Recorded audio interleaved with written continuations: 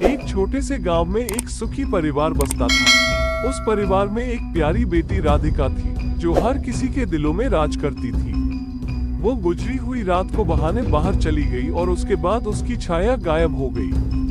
राधिका के वापस न आने पर उसके माता पिता और गांव के लोग बहुत चिंतित हो गए।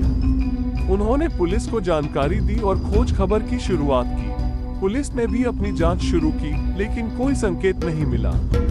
एक दिन राधिका की मित्र अनीता अपने कमरे में बैठी थी जब उसे एक पत्र मिला। पत्र में उलझन भरे अक्षरों में लिखा था, राधिका की छाया गायब होने से पहले मैं उससे मिली थी, मैं उसकी मदद करूंगी। अनीता के मन में एक बड़ी संदेह उठी और उसने तुरंत पुलिस को ये सब बताया।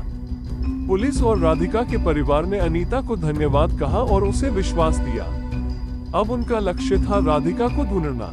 राधिका के कमरे में खोज करते समय उन्होंने एक और पत्र मिला। इस पत्र में अन्य स्थानों के बारे में संकेत थे। राधिका की छाप की धूल उन्हें एक गोदाम ले गई, जो गांव के पास था। वहां पहुंचते ही पुलिस और परिवार ने देखा कि गोदाम में राधिका बंधी हुई थी और उसके साथ और कुछ लड़कियां भी थीं, जिन्हें अपहरणकर्ता ने बंधक बनाया था। पुलिस ने तुरंत कार्रवाई की और उस अपहरणकर्ता को गिरफ्तार किया।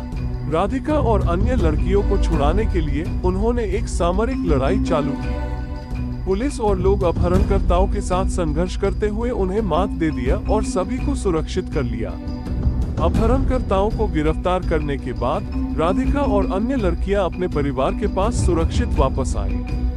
ये घटना उनके जीवन में एक महत्वपूर्ण सबक साबित हुई कि हमेशा सतर्क रहना चाहिए और जब भी बुरे लोग हमारे साम्राज्य में घुस जाएं, हमें खड़ा होना चाहिए और उनसे लड़ना चाहिए। इस अपहरण की घटना के बाद राधिका और उसके परिवार का जीवन फिर से सामान्य हो गया।